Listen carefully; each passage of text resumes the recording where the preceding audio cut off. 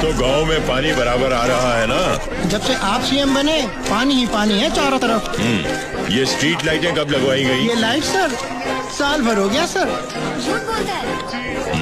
कौन बोला? हम बोले। जी ये लाइटें कब लगवाई गई यहाँ? आप आने वाले थे ना, इसलिए परसों ही लगाया है। ये लोग सब आपके सामने झूठ बोल रहे हैं। ये लड़की जबान बंद कर अपनी। शोर मत मचाओ, शांत रहो शांत रहो। क्या करते हो तुम लोग? सर सिर्फ इलेक्ट्रिसिटी बोर्ड की गलती नहीं है, वो ठेकेदार है ना उसने। मुझे कुछ नहीं सुनना है। इन लोगों ने मुझे वोटें दी हैं और मैंने इनको वादा किया था कि सड़कों पर लाइटें जलेगी, तो फिर क्यों नहीं जल रही है? दादा लोगों ने वोट दिए हैं, लेकिन यहाँ के ठेकेदार वली साहब ने नोट दिए हैं। 40 पेटी भेजी थी इलेक्शन के टाइम पे। सारी की सारी बिजली उनकी शुगर मिल में जाती है और माइनॉरिटी के 5000 वोट है उनके पास। ठीक है, मुझे तुरंत यहाँ पर बिजली चाहिए। 2 दिन बाद वापस काट लेना।